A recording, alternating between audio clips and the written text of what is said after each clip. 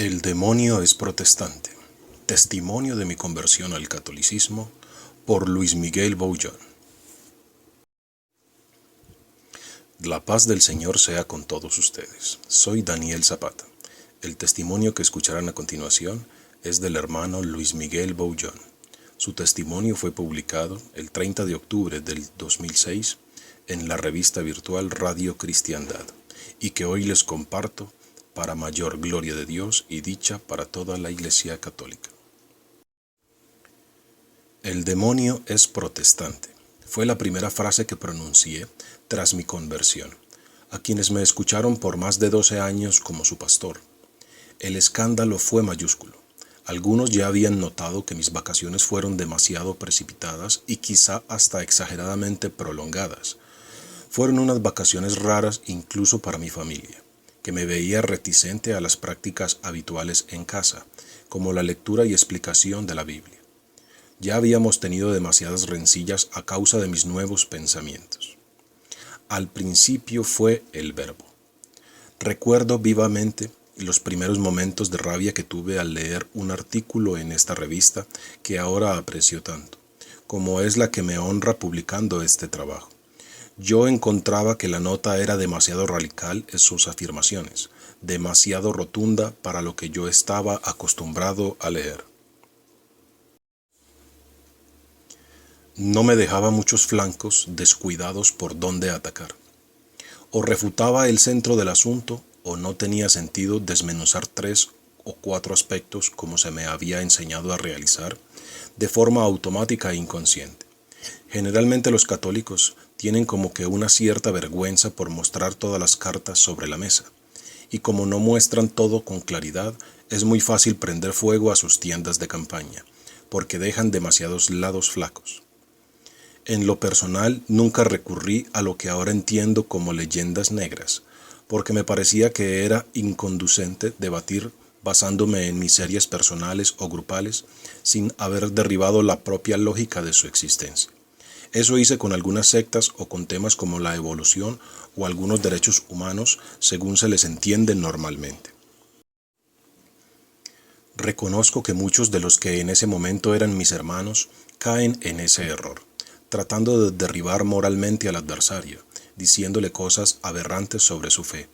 Pero basta un buen argumento y bien plantado para que uno se vea obligado a retirarse a las trincheras de la Biblia y no querer salir de allí hasta que el temporal que iniciamos se calme al menos un poco. Pero no nos funciona a todos el mismo esquema. Muchos no se rigen tanto por la razón como por el placer de vencer en cualquier contienda. El artículo en cuestión me obligaba a pensar solo con ideas, porque de eso se trataba. Mi manual con citas bíblicas para cada ocasión me servía poco. Cualquier cosa que dijera sería respondida con otra. No era ese el camino.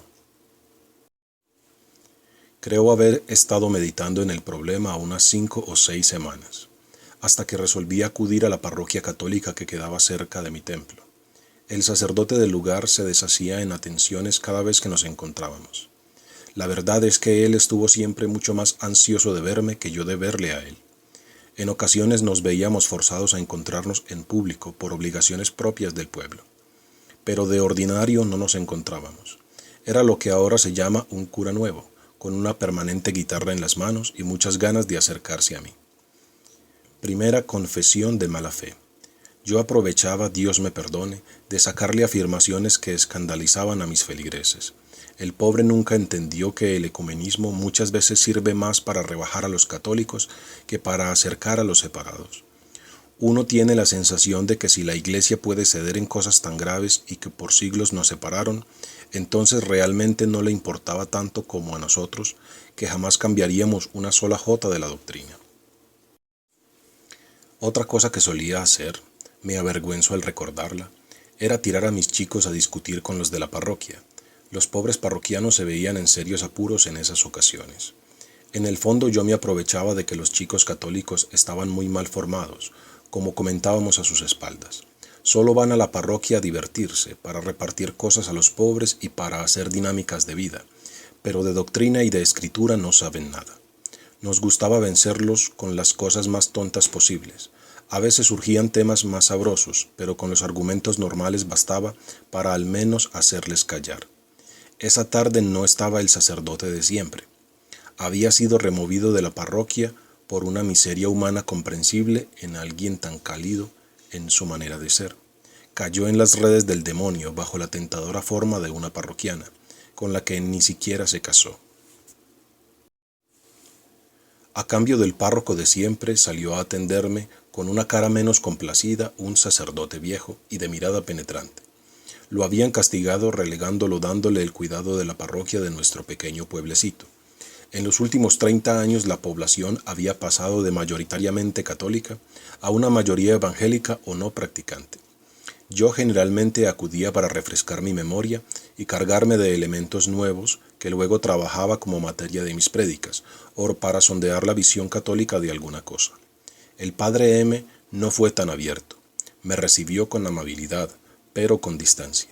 Le planteé asuntos de interés común y me pidió tiempo para aclimatarse y enterarse del estado de la feligresía. Noté que habían sido arrancados varios de los afiches que nosotros les regalábamos cada cierto tiempo y que constituían verdaderos trofeos nuestros plantados en tierra enemiga. En verdad quedé un poco desarmado, pero logramos charlar casi de todo. Casi, porque en doctrina comenzó él a morderme. Yo comencé a responder como de costumbre, citando con exactitud una cita bíblica tras otra para probarle su error en mi postura. En un aprieto que me puso le dije: Padre M., comencemos desde el principio, y el varón de Dios, a quien supuse enojado conmigo, me dice: de acuerdo, al principio era el verbo, y... Me largué a reír nerviosamente. Aparte de que me respondía con una frase utilizada en la misa, al menos en la tradicional, imitaba mi voz citando la Biblia. Pastor Bouillon, me dijo luego, no avanzaremos mucho discutiendo con la Biblia en mano. Ya sabe usted que el demonio fue el primero en todo crimen, y por eso también fue el primer evangélico. Eso me cayó muy mal. Me insultaba en la cara tratándome de demonio. Sin dejarme explicar lo que pensaba, se adelantó. Sí, fue el primer evangélico. Recuerde que el demonio intentó tentar a Cristo con la Biblia en mano. Pero Cristo les respondió con la Biblia. Entonces usted me da la razón, pastor. Los dos argumentaron con la Biblia, solo que Jesús la utilizó bien y le tapó la boca. Tomó su Biblia y me leyó lo que ya sabía, que cuando el Señor ayunaba, el demonio lo llevó a Jerusalén y poniéndolo en lo alto del templo le repitió el Salmo 90, 11 al 12, porque escrito está que Dios mandó a sus ángeles que te guarden y te lleven en sus manos para que no tropiece tu pie con alguna piedra. Pero el Señor le respondió con Deuteronomio, capítulo 6, versículo 16. Pero también está escrito, no tentarás al Señor tu Dios, y el demonio se alejó confundido. Yo también me alejé, como el demonio, confundido. Me sentía rabioso por haber sido llamado demonio, y por lo que es peor, ser tratado como el demonio en el desierto. Creo que fue la plática más saludable de mi vida. La táctica del demonio. Llegué a casa rabioso, me sentía humillado y triste. No era posible que la misma Biblia pruebe dos cosas distintas. Eso es una blasfemia. Forzosamente uno debe tener la razón y el otro malinterpreta. Busqué ayuda en la biblioteca que venía enriqueciendo con el tiempo. Consulté a varios autores tan evangélicos como yo, pero de otras congregaciones. No coincidíamos en las mismas cosas, pese a que todos utilizábamos la Biblia para apoyar lo que decíamos y demostrar que los otros se equivocaban. Me armé de fuerzas y a la primera oportunidad caí sobre el despacho parroquial del padre M. Me recibió tan amable como la vez pasada, solo que esta vez su distancia la hacía menos tajante a causa de su mirada divertida y curiosa, de la razón que me llevaba otra vez a su lado. Le largué un discurso de media hora sobre la salvación por la fe y no por las obras. Concluí, creo, brillantemente con la necesidad de abandonar a la iglesia, y cerré tomando la Biblia del cura y le leí. Hechos, capítulo 16, versículo 31. ¿Qué debo hacer para salvarme?, preguntó el carcelero. Cree en el Señor Jesús, respondió Pablo, y te salvarás tú y toda tu casa. Bebí un sorbo del té que me había ofrecido y le miré desafiante, esperando su respuesta. Pasaron eternos minutos de silencio. Cuando carraspeé, el sacerdote me dijo, ¿Continuará la lectura de San Pablo? Ya terminé, Padre M. ¿Cómo que ha terminado? Continúe, vaya a Corintios capítulo 13, versículo 32. Leí en voz alta. Aunque tanta fuera mi fe que llegare a trasladar montañas, si me falta la caridad, nada soy. Entonces la fe, la fe, la fe, la fe es lo que salva. Vaya novedad, me dice riendo. No sé bien quién creó la estrategia protestante de argumentar con la Biblia, pero creo bien pudieron ser los demonios que ahora encontraron un buen medio para salvarse. ¿Salvarse? Sí, salvarse, amigo mío. ¿Acaso no es el apóstol Santiago quien nos dice que hasta los mismos demonios creen en Dios? ¿Y si solo la fe salva? No se quede en silencio, pastor. Siéntese aquí que se aliviará un poco. Si quiere seguir como el demonio, tentándome con la Biblia, le recuerdo que ahí mismo se nos dice que esa fe no salvará a los demonios, porque como un cuerpo sin espíritu está muerto, la fe sin obras está muerta. Y aún así, los católicos no decimos que sea solo fe o solo obras. Cuando al Señor se le pregunta sobre qué debemos hacer para salvarnos, Él dice, si quieres salvarte, guarda los mandamientos. Ahí tiene usted la respuesta completa. Me acompañó hasta la puerta y me dijo, le dejo con 2 recomendaciones. La primera es que se cuide de sus hermanos de congregación. Ya sospechan de usted por venir tan seguido. La segunda es que vuelva usted cuando me traiga alguna cita bíblica. Solo una me basta, en que se pruebe que solo debe enseñarse lo que está en la Biblia. Caminé a casa más preocupado por los comentarios que por el desafío. Eso sería fácil. Solo la Biblia. Mientras buscaba una cita que respondiera al sacerdote, caí en cuenta de que estaba parado en el meollo del asunto, que por primera vez me llevó a esa parroquia con otros ojos. Si es solo la Biblia, me dije, entonces el problema del artículo queda resuelto. ¿Se debe probar por la Biblia o no se prueba? Ya imaginarán ustedes el resultado. Efectivamente no encontré nada.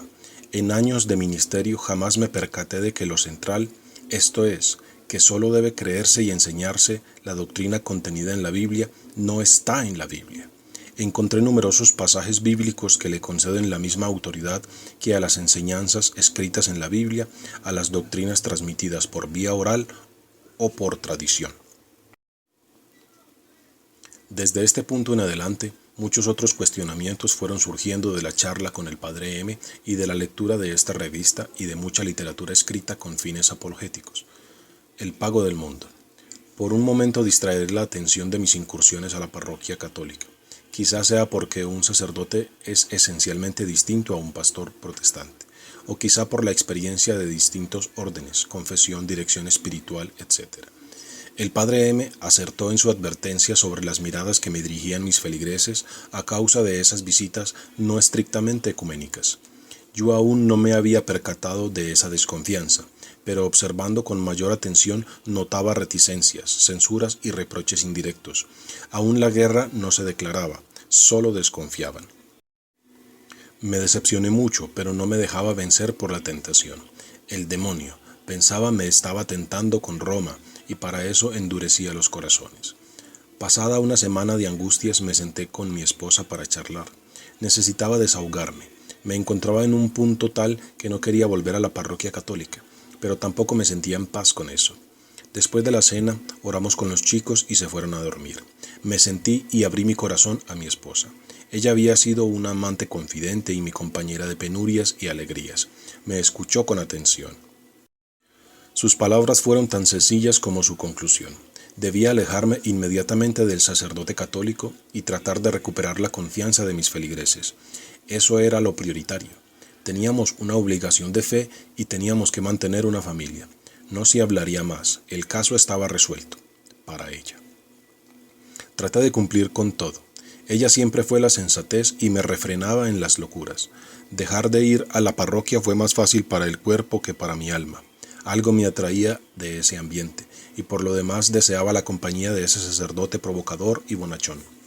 Más difícil fue ganarme la confianza de los feligreses. Me exigían como prenda evidente que atacase más que nunca a la iglesia para demostrar públicamente que no les guardaba ninguna simpatía. Esto me costó. pues tenía que predicar omitiendo aquellos puntos en los que difería ya de mi anterior pensamiento. Con el tiempo, mi familia y mis feligreses me dieron vueltas sus espaldas, y fue la gran cruz que tuve que soportar por amor a Cristo en su iglesia. Mi querido amigo se despide. No he querido exponer aquí todas las cosas que charlamos con el buen Padre M. durante semanas y semanas. Yo le visitaba furtivamente y él me acogía con amable paternalidad. Yo daba vueltas en torno al tema e intentaba responder a las sabias preguntas con las que me desafiaba. Cómo detestaba tener que darle la razón. El tiempo me fue haciendo más perceptivo a sus sutilezas e ironías. De alguna forma misteriosa, este sacerdote me tenía cautivado. Me acorralaba hasta la muerte, pero me daba siempre una salida honorable. Le gustaba desmoronar todos mis argumentos. Su estilo era único, destrozaba mis argumentos, acusaciones y refutaciones, primero desde la lógica, dándome dos posibilidades, o quedar como un tonto, o verificar por mí mismo esa estupidez. Luego, y solo luego, me invitaba a revisar el punto que yo trataba, si tenía sentido, desde el punto de vista de las Sagradas Escrituras. Supongo que uno de sus mayores puntos fuertes era su sólida cultura y su gran vida de piedad. Recuerdo perfectamente una fría mañana cuando recibí un aviso telefónico de la parroquia. Me pedía que le visitara en un hospital de los alrededores. Sin meditar en las normas de cautela que tomaba para evitar que mis feligreses se irritaran aún más conmigo, abandoné todo y partí. Ahí me enteré del doloroso cáncer que padecía. Jamás dio muestras de sufrir y del poco tiempo que le quedaba. La cabeza me daba vueltas, sentía dolor por la partida de quien ya consideraba un amigo. Tomé una decisión. Haría pública nuestra amistad y le visitaría a diario. Pocos días después le trasladaron, a petición suya, a su residencia. Desde ese día le acompañé a diario. Dejé muchos compromisos de lado. La tensión comenzó a crecer hasta llegar a agresiones verbales abiertas y amenazas de quitarme el cargo y el sueldo. Mi familia estaba amenazada con la pobreza. Fueron días de mucha angustia. Sabía que caminaba por los caminos correctos. Incluso pensaba en hacerme admitir en la iglesia. Los temores y las dudas de antes de la internación del Padre M se disiparon. No quería arrepentirme de mis errores ni recibir el perdón ni el consuelo de nadie más. Pero la situación que me rodeaba era tan compleja que me paralizaba. Recé muchísimo y acudí a pedir el consejo del Padre M. Él me recibió con mucha amabilidad y escuchó con atención mis problemas. Él ya los conocía. Me habló de la fortaleza de esos mártires que no tuvieron en cuenta ni la carne, ni la sangre, ni las riquezas. Solo amaron la verdad y dieron público testimonio de su adhesión a la fe. Más vale entrar al cielo siendo pobres que irse al infierno por comodidades, sentenció. Como adelanté al principio, reuní a mis feligreses y les hice una declaración de mi conversión. El demonio es protestante, les dije para abrir la charla. Luego fueron abucheos y no me dejaron terminar las explicaciones. Más tarde reuní a mi familia y les platiqué de cada punto, y respondí a todas las objeciones de fe y de la situación. Mi esposa no discutió mucho, me expulsó de casa. Esa noche dormí acogido por el Padre M, quien me tranquilizó respecto al altercado. Desde entonces y después de pasados años de mi conversión, nunca más fui admitido en casa como padre y esposo. Hoy les visito con tanta frecuencia como me permiten, pero sus corazones siguen muy endurecidos.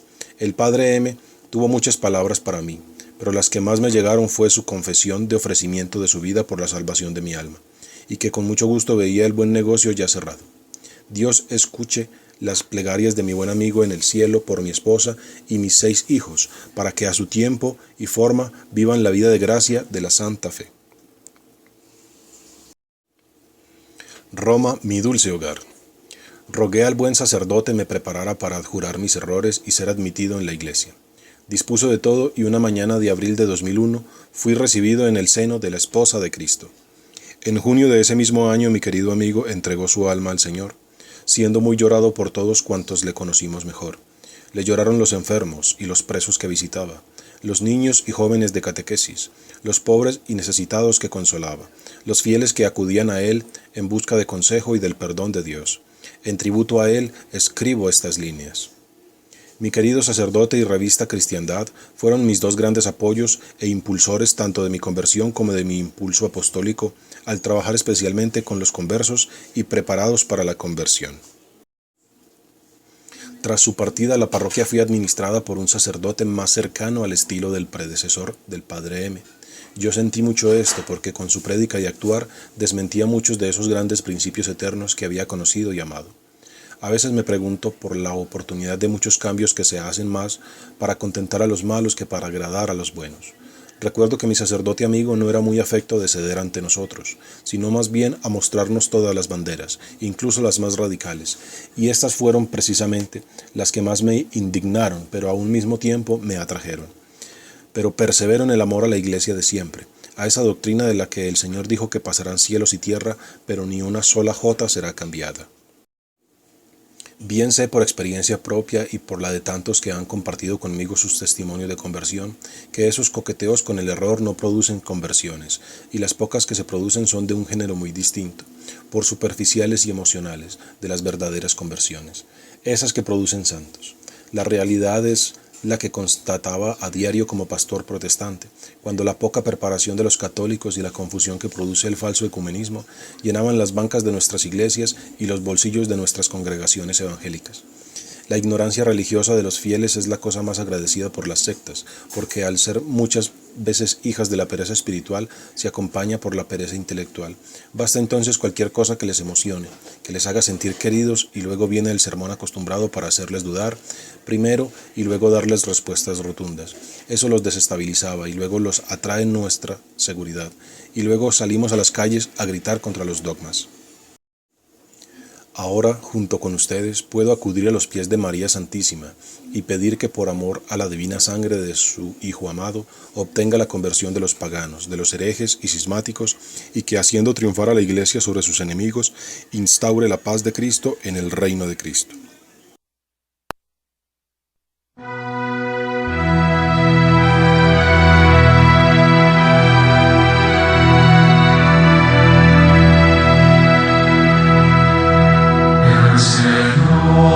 Hizo en mí maravillas, santo es mi Dios. Mi alma engrandece al Señor, se alegra mi espíritu en Dios mi Salvador, pues miró la bajeza de su esclava desde ahora.